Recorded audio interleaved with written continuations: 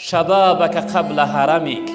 جوانی محترم، ای گلی زیبای نو شکفته، والله قسم این لحظه این جوانای مسجد چقدر نورانی و زیبا کردن. چی نوعی که وقتی در شب میبرای میبینی ستاره ها آسمان زیبا گرداندن، این جوانهای نورانی این مجلس زیبا گرداندگی هستند. پیغمبر بزرگوار گفتند جوانی را غنیمت بدان پیش از آمدن پیری. جوانی خیلی نعمتی بزرگی هست. اگر بخواهی که بفهمی که نعمت جوانی چی نعمت است، از این بزرگوارهایی که در صف پیش نشستن موی سفید دارن از اینها بپرس. اینها لحظه های بهتر، این لحظه هایی که نو مثل گل شکفته بودن از دست دادن، آیسته آیسته پژمرده و خزان شده ایستادند. سفیدی در چهره اینها پیدا شده است. اون قوت توانایی که دادری عزیز برادری بزرگوار شما داره اینها ندارند.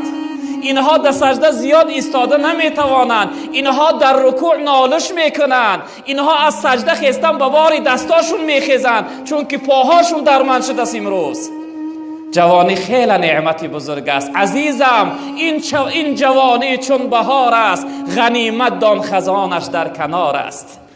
عزیزم این جوانی چون بهار است، غنیمت دان بهارش در خزانه در کنار است. جوانی می رود باری دیگر نیست، رسد پیری جوانی را اثر نیست. جوانی را ببخش در راه معبود، که تا بخشد جوانی عاقبت سود. جوانی را در راه خدا، چه نوعی که این لحظه عبادت آمده، این چنین لحظه های خوش جوانی تا بگذران، تا اینکه در نزد خداوند به سر بلند به آب و رو بروی. وقتی پروردگار از لحظه جوانیت پرسید، بگو ای پروردگار من لحظه جوانی ما در طاعت و بندگی تو نشأه نما دادم، در عبادت و بندگی